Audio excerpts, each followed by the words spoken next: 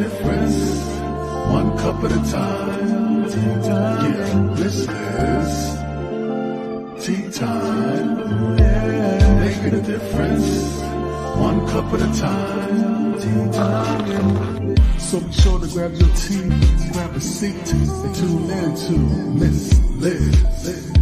Tea time, making a difference, one cup at a time. Tea time, yeah. Tea time, time.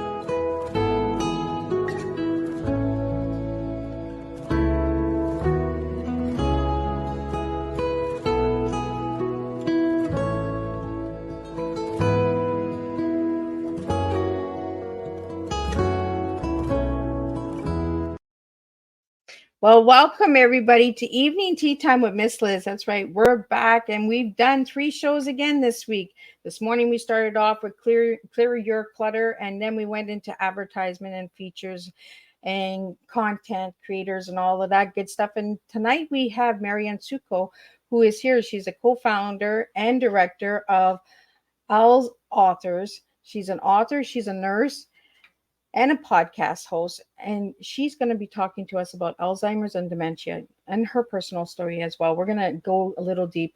So before we get started, we're going to do the disclaimer and all of that good stuff, and then we're going to do a little bit of intro on who Marianne is, and then we're going to sit and we're going to spill a double TEA tonight because me and Marianne have something special that's going to come out during the show. Disclaimer for Miss Liz's Tea Time live show. Miss Liz myself is going live using StreamYard. Before leaving a comment, please grant StreamYard permission to use your name at StreamYard.com. Please be advised that the content brought forward for any Tea Time show hosted by myself, Miss Liz, is always brought forth in good faith. However, may bring forth dialogues and opinions that are not representative of my platform. The facts and information are perceived to be accurate at the given time of airing. All Tea Time guests and audience participants are responsible for using their good judgment in taking any action that may relate to the discussion. The content brought forward may include discussions for some where they may be emotionally at risk. It's significant to note that this show is engaging in discussion forums only to offer and inspire awareness and connection and is not providing therapeutical advice. If you have any questions about the disclaimer or the panelist discussion, you may freely contact me, Miss Liz, through my email at bookingmissliz@gmail.com. Moving forward, should you choose to voluntarily participate in tonight's show in any aspect, I myself, Miss Liz, welcomes you. And should you decide that the show is not made for you at this time, I respect those wishes and will see you at a later show at a later date and time. And again, all Tea Times this year in 2023 are done on Thursday, 10 a.m., 3 p.m., and 7 p.m. every Thursday. If it's not a Thursday, it's a surprise guest or a rescheduled Tea Time, which is done on a Monday or Tuesday, because that's just how Miss Liz rolls. So now a little bit more on Marianne.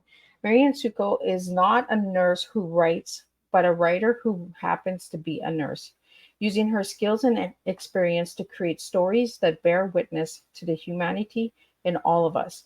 She writes contemporary women and young adult fiction.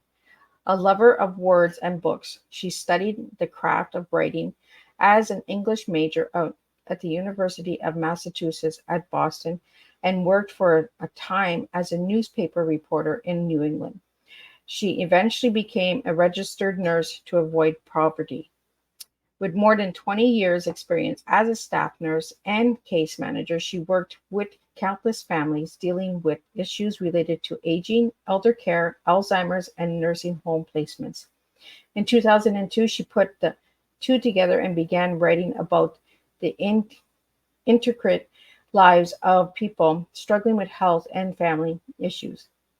She published her debut novel Blue Hydrangeas on Alzheimer's Love Story in 2013 to glowing reviews. This book led to become a co-founder and director of AlzAuthors, the global community of authors writing about Alzheimer's and dementia from personal experiences to light the way for others. She is a podcast producer and host of Untangling Alzheimer's and Dementia on AlzAuthors podcast. Miriam has written an award-winning prequel to Blue Hydrangeas called Christmas at Blue Hydrangeas and is currently working on A Wedding at Blue Hydrangeas. She is the author of Swim Season, a young author novel based on her 11-year experience as a swim mom in club, high school, and college swimming. She has also written several short stories, including Eno Love Collection and Birthday Party. All her work is available in Kindle, audiobooks, and paperback. When not writing, she works as a campus nurse at a community college in New York, Houston Valley. For more on Miriam on her blog, you can check her out on Twitter, Facebook, and LinkedIn. And I'm going to get her in here and we're going to spill some tea now. Welcome, Marianne. Hello. Thank you so much, Miss Liz. Thank you for inviting me. It is a pleasure. And I wanted to read your full bio because it is truly inspiring what you do. And I want to give you a big thank you for all of your services as a nurse. Our nurses don't get enough appreciation. Thank you so much. I appreciate that. So, Miriam, I want to start off like I do all the tea times. Who were you as a little girl and who are you now? As a little girl, I was a child who could not wait to learn how to read and write. And as a grown woman now, I am reading and writing just about every day. I mean, I never stopped. So that's always been something in my life, has been a book, something to read, something to write.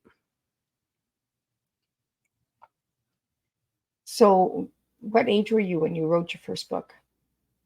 Well, that all depends on what you call a book. So when I was very young, I used to write stories on paper and staple the pages together, and that was my book. And it wasn't until I was in my 40s that I decided I really need to sit down and write a book, because that was my goal in life.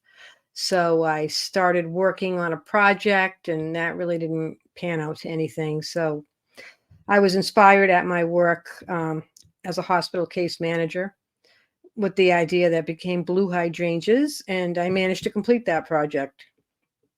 It took a long time. It took me many years from to write the book and then to actually publish it. It took me about 9 years to publish it. And that was an interesting adventure because I had no idea what I was doing.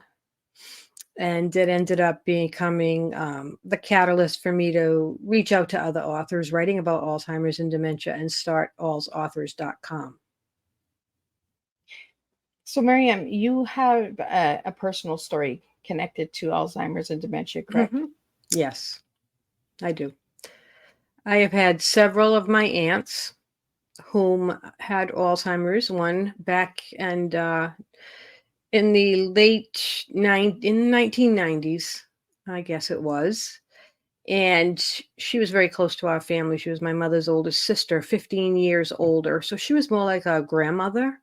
And we kind of like, that's how she treated us and how we treated her, as a very loving and benevolent, generous, kind grandma.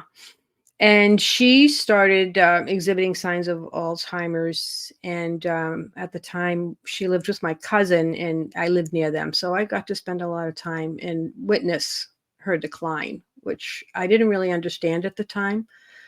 And I don't think anybody really knew a lot about Alzheimer's back in the 90s. But she ended up passing. She went into the late stages in a nursing home, and she died of the Alzheimer's. And then I had my father's sister. Now, my father's sister, she was 15 years older than my father. Oh. But we weren't as close to her. But I was aware of her, and we spent a lot of time with them. And then when she became ill, I really didn't see her much anymore.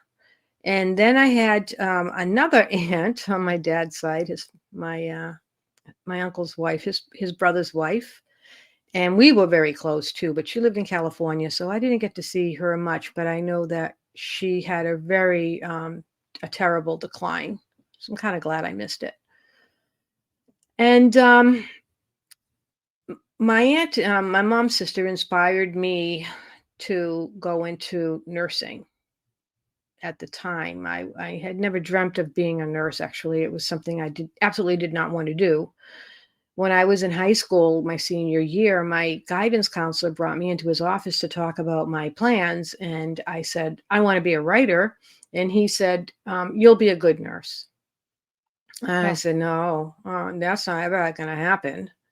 Well, we all set out on one path and life has other plans. So when I was at a crossroads, what I wanted to do with my career, because the writing thing wasn't working out, I ended up going to nursing school and working part-time as an aide in a nursing facility with Alzheimer's, people with Alzheimer's and dementia. So that was really a very strong foundation, and I enjoyed it. It wasn't anything, I liked going to work. I looked forward to seeing my people and just being with them. They were kind of fun, and it was good work. And then I went into nursing. And I met my husband. Now, my husband, his grandmother, she had Alzheimer's. And I never knew her because she passed before I met him. And then his aunt also. He had an aunt who recently passed on due to Alzheimer's disease. And then in around that time, in the last few years, my stepfather, he was diagnosed with Alzheimer's. And so with all of these other people, I was kind of on the outside looking in. I wasn't responsible for anybody. I didn't have to make decisions. They didn't live with me. I was a visitor. I heard the stories.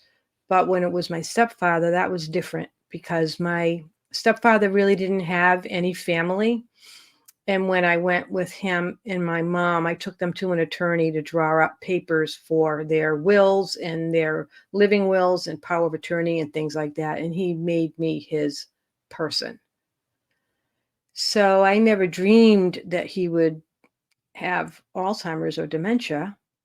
My mother was terrified of it because it took her sister from her. She would pray. My mom was a very devout Catholic woman, and she would literally pray to the Virgin Mary, please don't let me get Alzheimer's.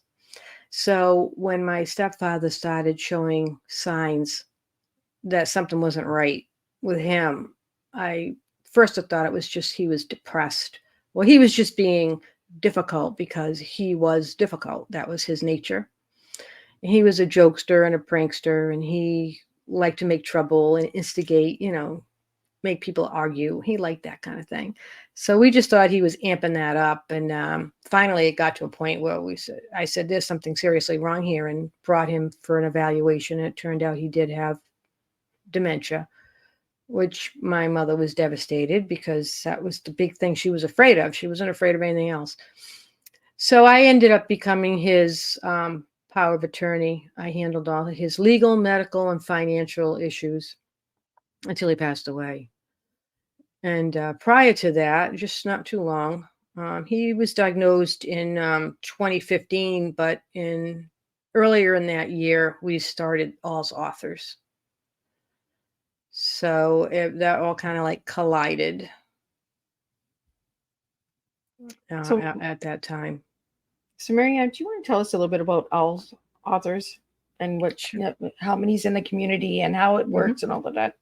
Sure, I love to. That's my favorite topic. So I published my book. I was self-published. I couldn't get anybody interested in reading it, any editor or agent or anything like that, because I was an unknown writer, and it was on a tough topic. I mean, Alzheimer's and dementia are, a lot of people run away. They don't want to know about it or think about it. And I was really kind of depressed and discouraged by the fact that I couldn't get anybody even take a look at the first chapter. And I tried going the traditional publishing route for a few years, and a friend of mine had published her book on a Kindle, and that was when Kindle first came out. So she said, why don't you do that? It would, what have you got to lose? And I had nothing to lose. So I said, okay, I think I'll do it. So I did. It took me a year. I managed to get that accomplished, put the book out there, and then I started hearing from people who were reading it, or they weren't people that I knew. They were just people who found the book and read it and liked it. So I knew that I had a good product. I was happy about that. But still, I wanted to try to find a bigger audience. So at the time, I was involved with a writers group. It was called Clean Indie Reads. And what they did was they supported one another, trying to help people get publicity and promotion for their works. And they didn't compete against each other, and which is an interesting concept, because a lot of the people are writing in the same genres. They're looking for the same reader. And I got involved with them, and what we would do is share each other's books on social media, in our newsletters, on our blogs, and do all kinds of fun stuff online. And it was a good group, and share knowledge and help each other, figure out how to get published and how to market and all that. So I was thinking on that one day, and I said, gee, I wonder if it would be possible to find some other people who have written books on Alzheimer's and dementia and kind of do the same thing with them. I wonder if that would work. So I knew a few people. So I reached out to them, and we got together. There were 5 people initially. We decided to do a 1-month campaign. It was in June of 2015, which is Alzheimer's and Brain Awareness Month. And we said, why don't we promote each other's books and share blog postings and things like that during this month? We'll see what happens. So there were 3 of us, of those 5, who were really dedicated to this, and we got to become good friends. So at the end of that month, it was pretty good.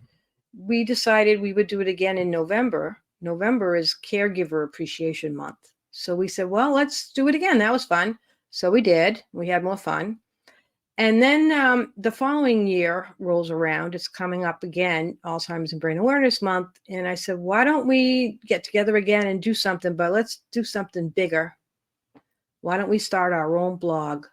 And why don't we invite other authors who have written books on this subject to write a blog post for us to promote their book, the story behind their story? We'll do it Monday to Friday for 4 weeks, the month of June. So we need 20 people.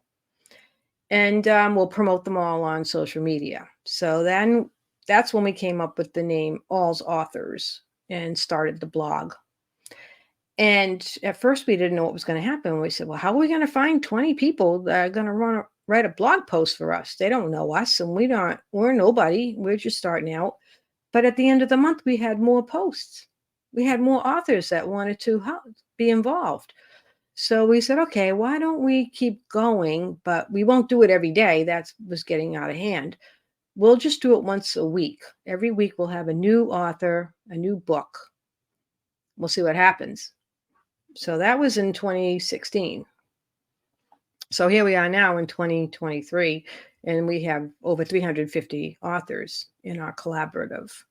All of our authors, I would say well over 90%, 95 or more percent, have all been on their own personal dementia journey with a loved one. So these are people writing about something that they know deeply.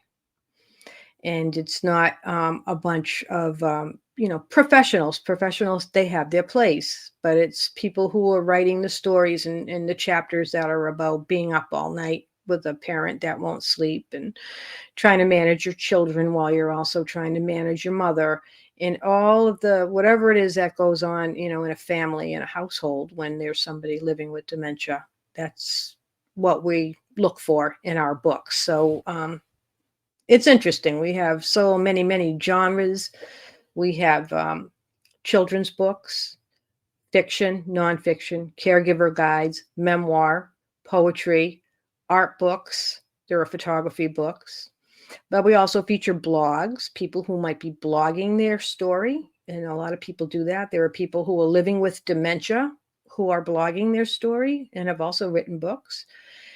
And we also feature podcasts. A lot of our authors, they have podcasts, and they're not necessarily writing a story, but they're telling stories, and they're doing it consistently, and they have a personal story themselves. And then we also have some film. So there's a handful of films right now, all told from personal journeys. So we've really come a long way in this last 8 years. We started out, let's do a 1 month thing, and now we have a new book, new author every other week for the most part. And then in between, we do the podcast. So we have our own podcast, the Untangling Alzheimer's and Dementia podcast. We interview the authors that are in our collection. Well, Marianne, it just goes to show you how many stories are out there, right? Mm-hmm. From 2015 to where you are today in 2023. Yeah. But there's still a lot of stigma around dementia Mm-hmm. and Alzheimer's. A lot of people will say, "Oh, well, they're just acting up. They're just, they're just Mm-hmm. old. They're, Mm-hmm. the stigma." So, Yep. what are some of the stigmas that you have heard working as a caregiver?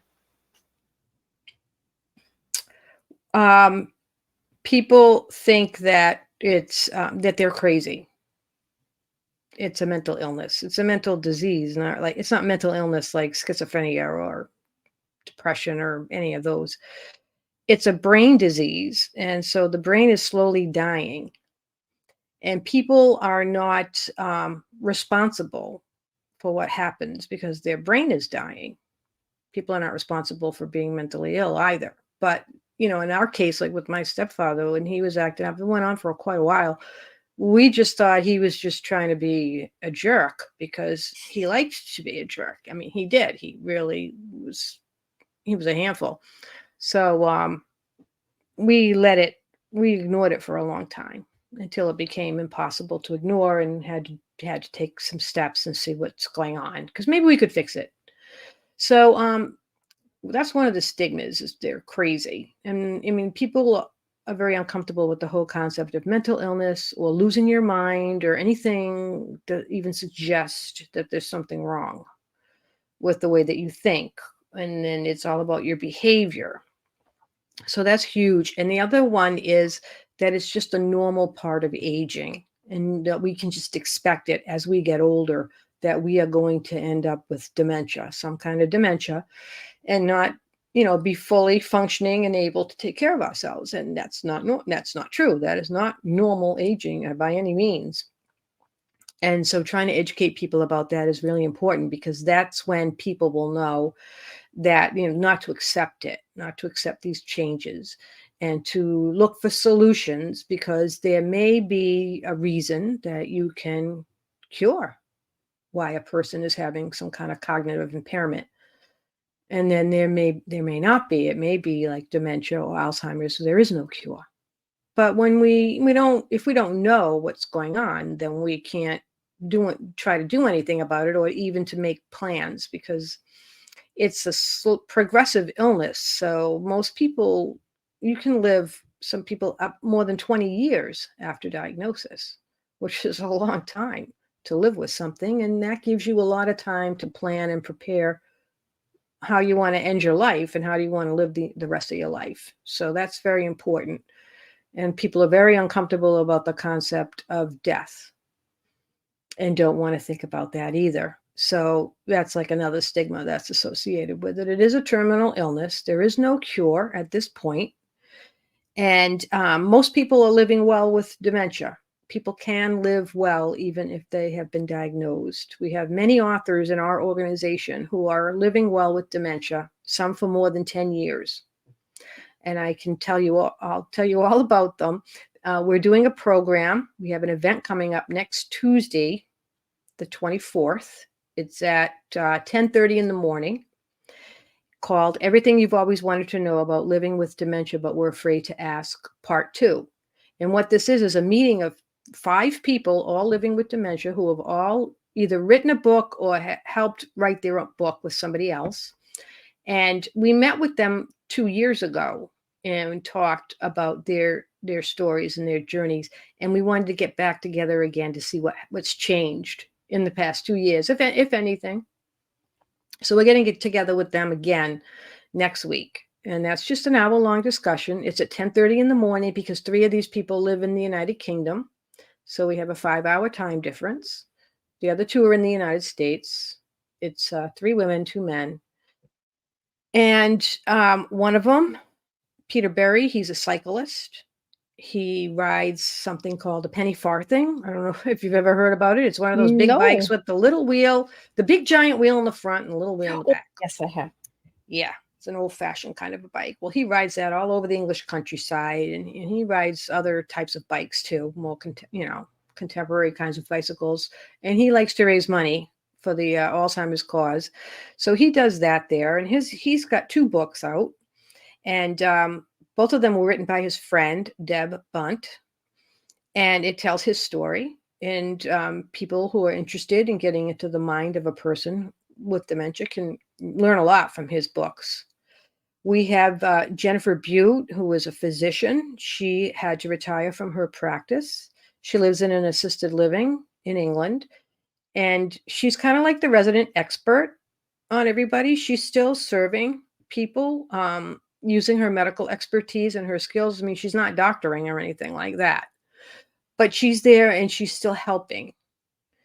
And she has a book, and also she blogs. Her blog is called Glorious Opportunity, and that's what she considers her dementia, a glorious opportunity.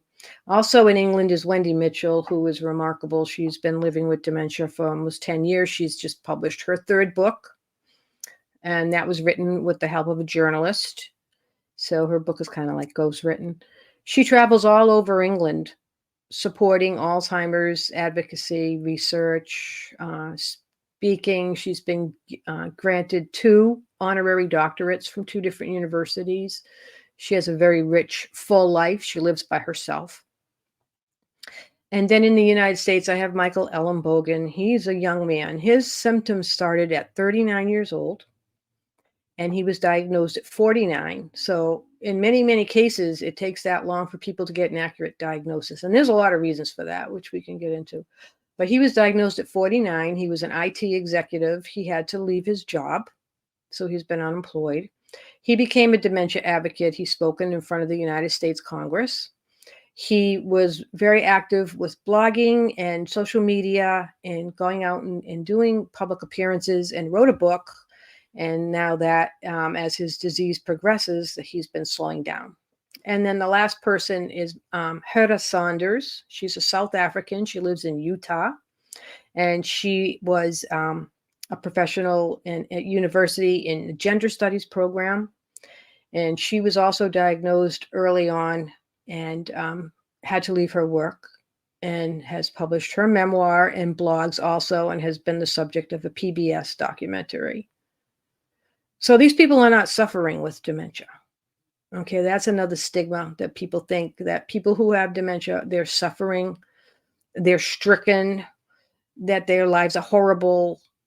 No, not now anyway. So as I said, some of these people have been with this for 10 years. That's a long time. So Marianne, So, who is the youngest in the AlzAuthors group diagnosed with dementia or Alzheimer's? it's probably Michael Ellenbogen. I'm not really sure. I mean, I have about maybe 10 or 12 people that have the diagnosis, but I think Michael was the youngest because he was only 49, which is pretty young. So that's also another thing that's a stigma around Alzheimer's and dementia, is that it's only an old age disease, right? Illness, right? But it's not. It's affecting different age groups and different brains and that. So, with your work in caregiving in the hospitals and all of that with Alzheimer's, what was the youngest case that you had in the hospital? I can't recall, really. It's been a long time. I don't remember. But I will scare you and tell you that there is such a thing as childhood dementia. And there are children that have dementia. Yeah. Pediatric dementia. Wow. It's a brain disease. And so children have it, and the Australians are really at the forefront of this discovery and investigating what this is all about. So you could Google that, childhood dementia Australia, and find a lot of information and resources there and what that's all about. I know about it, but I haven't really delved too deeply into that. It kind of scares me. And on the other, there's also canine and feline dementia, animals. Oh, Yeah, I had a cat. oh, I think he had dementia. hmm wow. But yeah, those things are real. It's a brain disease, and it can be caused by many different things. So we don't really know a lot about the brain. We know a lot more about other things. We know a lot about the heart. One of the things that we learned about, when you take care of your heart, you're also caring for your brain. So anything that you do to keep yourself heart healthy is also going to keep your brain healthy. So now you have two reasons to do it. Your diet, your exercise, managing your weight, socialization, keeping active, keeping your brain active, very important. People who, are more social tend to live better. They live longer. So those are things that people need to put into their lives if they don't have it already. It's really important. Well, and I think it's really important that we have this discussion, because we need to get these stories out there. And the Mm. title that you gave me to share tonight's story was The Value of Storytelling in Mm-hmm. Caregiving. Sharing our stories makes us strong. Do you want to Yeah. share a little bit on that? Yeah, because it all goes back to the stigma. And so sometimes when people have a diagnosis, they don't want to tell anybody. Peter Berry, whom I mentioned, he was like that for a year. He almost killed himself. He came very close to committing suicide because he was so despondent over the fact that he was going through this, and his father had been through it, so he knew what it was all about. And then they decided to start telling people. And there's two things that happen. Either you're going to have those people who rally around you and support you no matter what, and then you're going to have the ones who quietly move away. So people are afraid of that.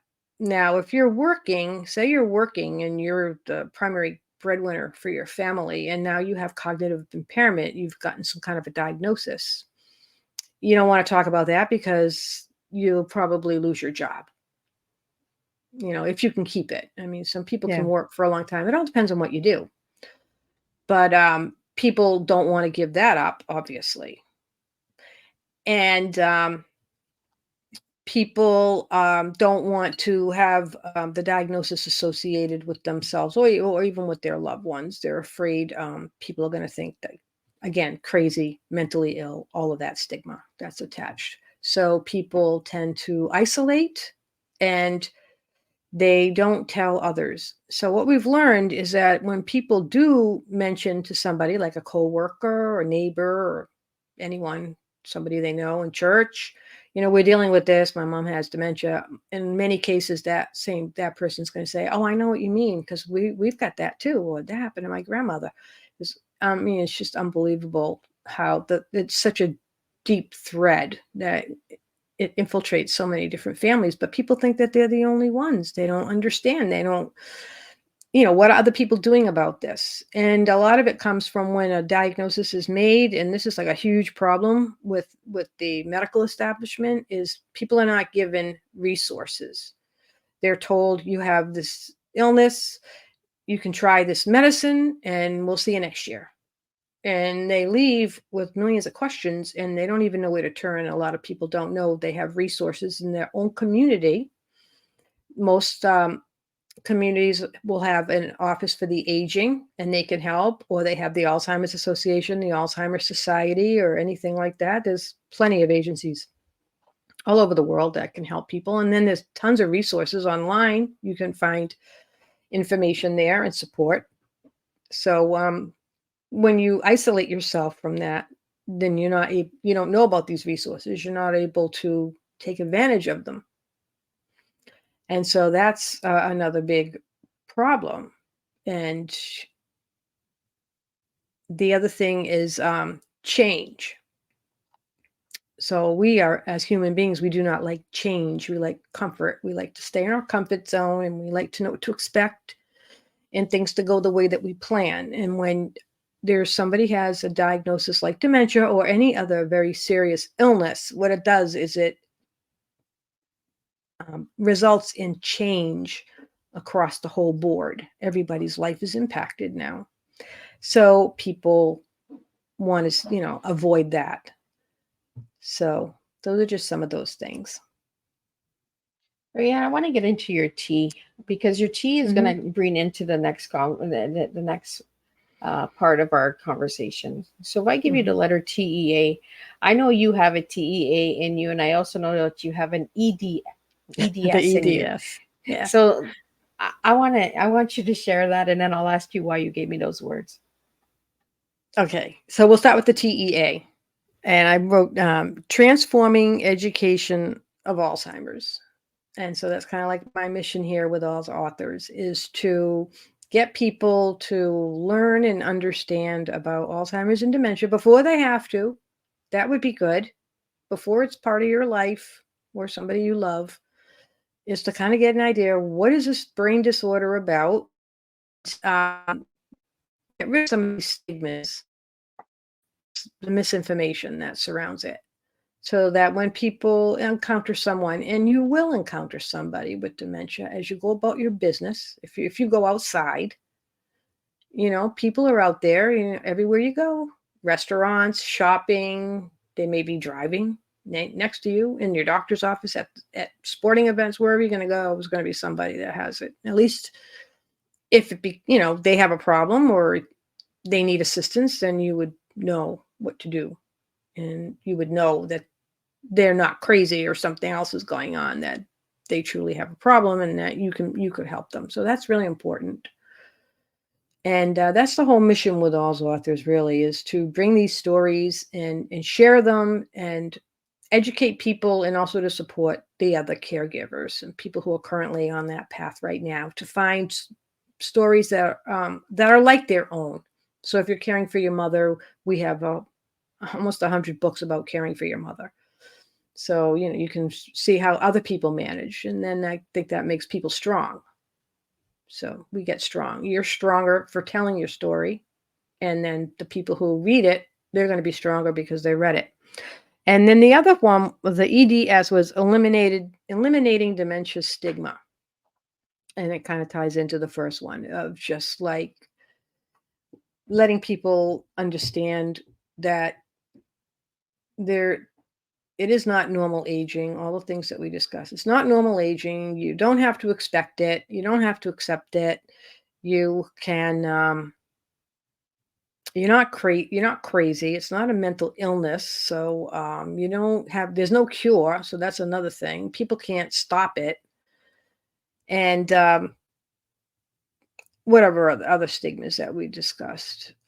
That's my mission and the mission of my organization. Well, I honestly think by sharing stories, we're breaking stigma, one story at a time, because by getting the voices out there, by getting the stories out there, we're actually showing people that it's not this way, not to be afraid of it. And I like that you said getting informed, getting informed before you find out a diagnosis, getting involved and understanding. Volunteer in the seniors, volunteer in youth groups, get the conversation going, just keep the flow going, because I think that's the way we're really going to break stigma, is if we just keep sharing stories, we keep getting the awareness out there. And what you're doing with AlzAuthors is amazing, because you're getting that awareness out there and you're opening up that door for everyone,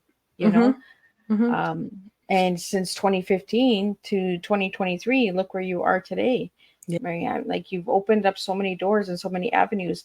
And I did check out your website, and on your website, you even have listings of resources and places to check out for information. A lot of websites don't have those resources to avenue somewhere else.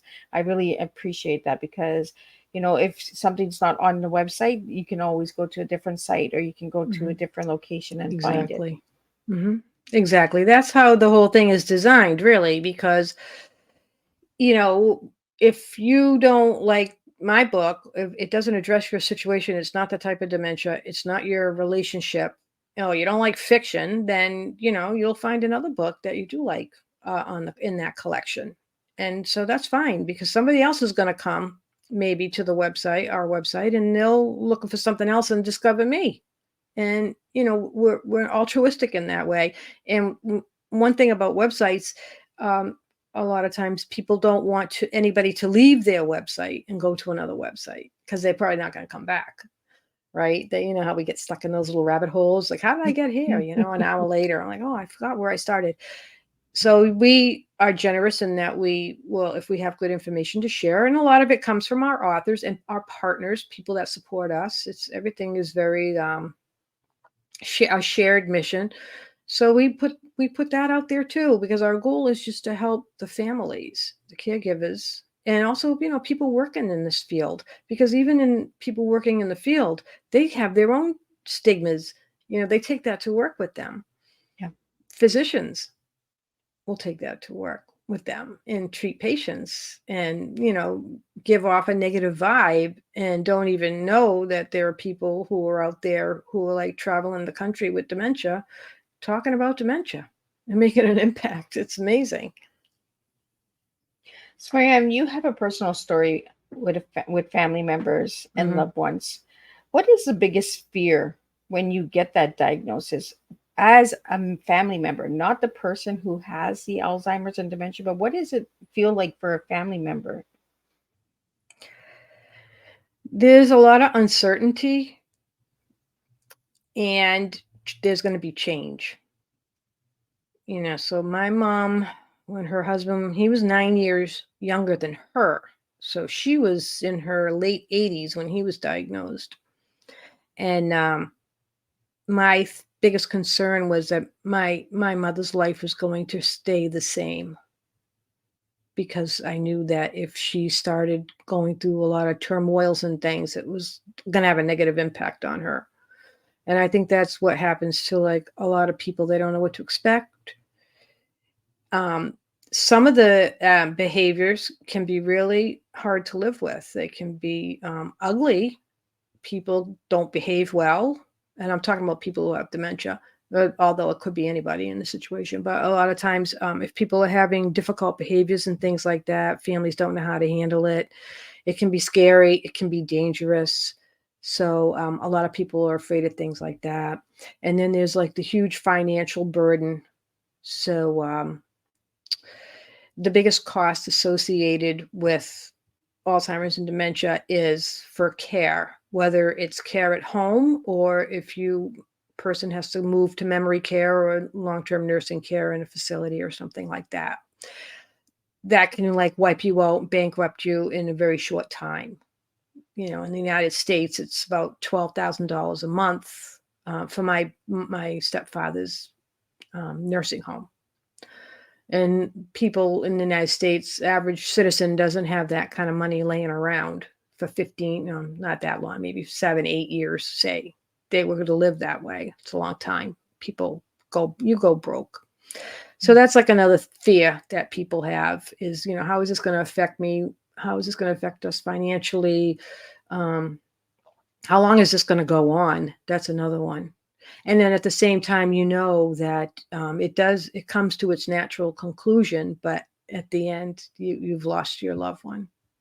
And then you start losing them even before, because they are not the same person. It's not the person you married. It's not the mother or the father anymore. It's a different person. And people are afraid of that as well, losing their relationship. And then sometimes when you become caregiver to like a spouse or a parent, it changes the whole, dichotomy of the relationship. And relationships aren't really meant to be that way, So it's really hard for people facing that, the loss of their, your spouse, your partner, your lover, the person you go with, you travel with, you go places.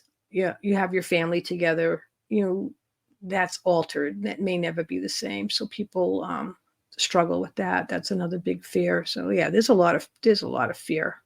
I can go on and on about that. But at the same time, if people learn about the disease and its progression and different strategies on how to manage what's going to come up, they can actually live well with it. Some people say that their lives are better. So, Well, and grieving the living is hard because they're here, but they're not here, right? exactly. And grief is hard to begin with. So to go through living grief, I go through it with different situation, and it's hard to explain to someone. They keep saying, well, that person's still here. Well, that person is here but not here, you know. And the loss of going in and knowing that your mom doesn't recognize you, where you're having a conversation, you're like, hi mom, and she kind of looks at you and like, who are you? you know I want to get into because you said it could be aggressive at times, because people with dementia are known to have aggression. Is it because they're afraid inside of themselves that they're not understanding what's going on, so they get aggressive? That could be a part of it, but usually when somebody reacts in an aggressive manner, something's wrong. They don't have the ability to tell us what it is.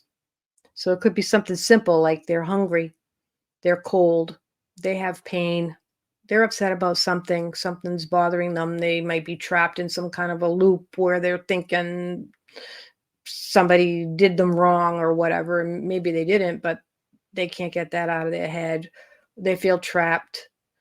There's a lot of things that it could be. So then it's the job of the caregiver to try to discover what that is. And sometimes you can manage people. It takes time though, but you can manage people and you don't have to medicate them so that they calm down. But that's usually the first thing, is to like have a list of like what could be bothering and work the list and see if you can discover what it could be. I mean, they could have soiled themselves. I mean, there's a million things. So, Marianne, we have a question here. Do you feel that we should be speaking about dementia and Alzheimer's in the elementary schools? Absolutely. Why? Because kids are already living with it. They have grandparents. They could be their parent with young onset Alzheimer's. It could be, a father, mother that has it. So, and it's very disruptive. It's disruptive to family life. It can be very disruptive. So, for example, say you're like 9 years old and you're playing like Little League and you're going to school and you have homework and you expect your parents to help you, and they do. But now your grandmother has dementia. So every night your mother goes to her house to make sure she's okay and to make sure she's eating and taking her meds and, get to bed, or visits at the nursing home. So now she's not there for you. And kids know that. Many children are even acting as caregivers to elders, parents, or grandparents. So it would not be unusual for a child to like maybe, before they go to school in the morning, to help get grandma up and make her breakfast and take her to the bathroom. I mean, yeah, it's a part of their life as well. So it's better for them to know and to understand what's going on so that they're not scared, because it's scary. When you're a kid, it's very scary. And to see strange behaviors, or your grandmother doesn't know who you are, kids have a hard time with that. But I think it would help also with the stigma, because it's not only just elders that are getting dementia. Like you mentioned earlier, animals have it, children have it. If we start opening that conversation to kids and understanding how they feel when having that conversation and saying, how do you feel that grandma and grandpa don't remember you? That, have that conversation, because we have to have these tough conversations in order to bring awareness, in order to get the conversation going, in order to understand it a lot more without the fear. Because I find if we start having these open conversations and discussions, we're going to take away some of the fear, some of the stigma. Right. And that's why we have so many books for kids in our collection. There's a ton of them. Beautiful picture books that talk about that. So I want to talk about some of the books that you have on your website, because you do have memoirs on there. You have caregiver guides. You have Mhm. fiction, you have children's books, teens, quick reads, and art. So do you want to share a Mhm. little bit about the art? Art, art is a very helpful tool in dementia. So we have books that help people teach people what kind of art projects and things that they can do with their loved one. It's a communication tool. So even if somebody's nonverbal, they may be able to draw what's going on inside them. It can be very profound. So we have books that are about that, but we also have books. We have one book, Cynthia Hewling Hummel, who is living well with dementia in New York, is a reverend. That was her career. And she created these masks for a project, and each mask was about like how she felt, and it's related to her dementia. And she put those were put in a book, so you could look at that Oh, book and you could see stuff like that. So we have things like that as well. And there's photography books and a lot of poetry, beautiful poetry. We did a poetry event. You can find it on our YouTube channel and on our podcast called Poetry for the Dementia Journey. It was 2 hours long, and there were 34 poets who read their work. And it was, ran the gamut from things that were very, simple and from people who were just starting out to very high level, excellent, award winning poetry. And one of the people had dementia who participated in that. She was from the UK. So that was a truly remarkable event. People were crying because it was some of the poetry was so beautiful, just talking about the loved one that they lost or their journey or all of it. It was really great. So we have a lot of that as well, and they're kind of in that category. We have one cookbook. It's a cookbook for caregivers. It's a way to incorporate um, cooking with your loved one at home. Try to keep, you always got to try to keep people occupied. So it's simple recipes that you can prepare and with tasks that you can give to your person who has dementia, that they can help, that they can take part and be useful, because that's important. We want them to feel that they're still a part of things and they can make a contribution. So if they're capable of doing that. So that was the only cookbook that we have, which was a good one. But what other kind of books did you want to know about? so you have teen books. So are Hmm. they stories of Hmm. grandparents? Yeah, I think most of them are grandparents. They're young adult novels, so it's fiction. And they have some of them are about the Alzheimer's journey, but some of them it's like a sub theme where one of the characters has this in part going on in their life, and it's just a kind of a gentle way of introducing the whole concept of dementia to a teen reader. So it might be somebody like they're not reading the book because of that, but they just picked it up for a different reason, and now here they are learning all about this. It's like I like that. It's like the backdoor approach. I like it Fiction, too. yeah, fiction is good for that. So we're almost at the hour here. I want to put it out there. If anybody would like to submit stories or become part of Owl's Mhm. Authors, how could they do that? They're published books.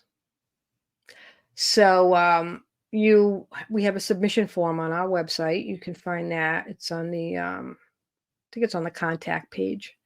And there's a whole big list of criteria, all these rules and regulations of how we vet the books, because we don't take every book. We take about 60% of the books that come our way.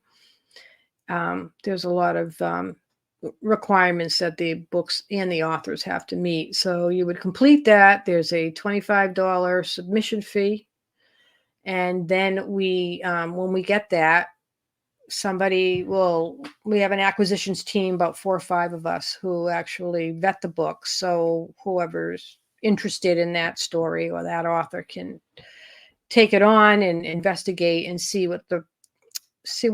how they are. For instance, we read the book cover to cover.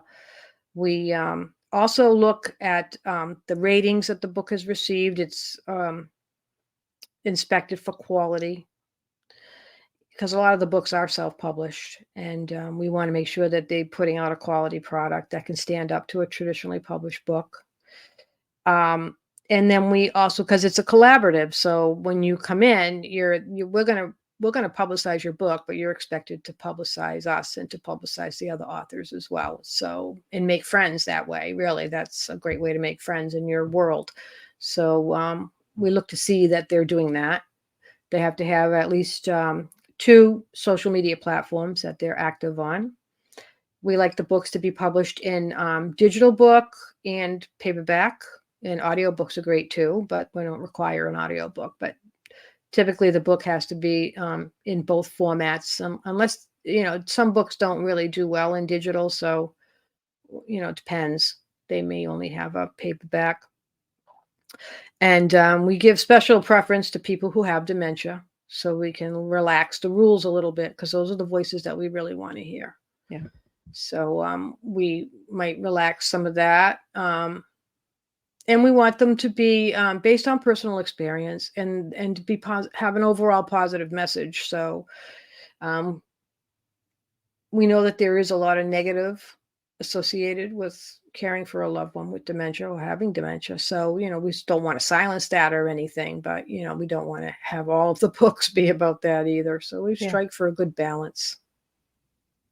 I think we have enough negative in the world today that, we got to start putting the positive out there. So what final message would you have for the listeners today? Well, my final message is not to be afraid of Alzheimer's or dementia, to know that it is a brain disease. It happens to people. We certainly don't want it to happen to us. So there are things that you can do to keep your brain healthy, like you would do to keep your heart healthy, by eating right, stay away from a lot of processed foods, manage your weight, manage your blood pressure, get physical activity, be social, keep yourself active, don't isolate yourself, keep your brain going. Those are all things that can help you to prevent from getting Alzheimer's or dementia yourself. And if you see the signs of something's not right with your loved one, they don't act right, they sleep too much, they're combative, they can't find things, they get lost. That's usually like the one thing I noticed in a lot of these stories, is when people decide to take action, the person has gotten lost someplace where they go all the time. And that can have like deadly repercussions. So that's really serious if people start getting lost, especially if they're driving. Yeah. So you really need to pay attention and not to be afraid, but to go take that person. And if it's a parent and they're independent, it's harder because, they're not used to you butting in and things like that. But like with my stepfather, I had to go to the doctor with them, because I would tell my mother, when you go to the doctor, tell him this. And she would come home and I said, well, what did he say? Oh, well, I forgot. I didn't tell him. So now 3 more months have to go by before we go back. So the clock is ticking. So finally I said, I'm going to go with you to the doctor. So she was happy. She's like, oh, that's nice. He's nice. You'll like him. So, well, that's not why I'm going, but I'm going to tell on him and see what's going on here. We ended up having to get another doctor. So don't be afraid of that if you have to fire the doctor, because we had to do that. So you just really want to try to get a handle on what's happening, because there are many things that can cause these kinds of issues, and that has nothing to do with Alzheimer's or dementia. It's something that can be corrected. So you never want to assume, oh, well, she must have dementia, nothing we can do about it, so we won't do anything. Well, that's not good. So they deserve more. They deserve more. Absolutely. So Marianne, if anybody would like to reach you, how could they reach you? They can send me an email at mariannesciucco@gmail.com or marianne@alzauthors.com. I have that email address. I'm on Facebook, Twitter, LinkedIn, Instagram. I don't go on Instagram as much. I'm usually on Facebook. So you could find me there. Shoot me a message. You could write to us at AlzAuthors@gmail.com. You can listen to my podcast and get to us through that. It's on the website. The website has the blog, the podcast, the bookstore. I didn't tell you about the bookstore. The bookstore, all of our books, because when we started getting a lot of books, we said we got to organize these books so people can find what they want. So the books are all organized according to the category of the relationship. So caring for your mother, caring for your father, books on general dementia, Lewy body disease, vascular dementia, children's books, art books, poetry books. It's all you'll see it on the website. So you can just click and it takes you right to those titles. So you're not wading through a bunch of other books that don't mean anything to you. Well, I want to really thank you, Marianne, for sitting and getting these stories out and getting your story out as well. Thank If you. everybody would like to go and check out AlzAuthors.com, check it out. There's a lot of information there. I highly recommend that you go and check it out and keep the conversation going. Let's share this tea time. If you know somebody that's living with dementia or Alzheimer's or maybe experiencing it, share this tea time and let's get the information out there so we can all make a difference together. Super. Thank you. So I want to really thank you, Marianne, for sharing. And I want to thank all of the viewers and listeners for supporting Miss Liz. Without all of you guys, I could not do this. So I want to thank you all for that. And I will see you guys all next week, same time, same place, with 3 new TEAs for you to share and enjoy. Until then, have a good night and enjoy your weekend. Thank you so much.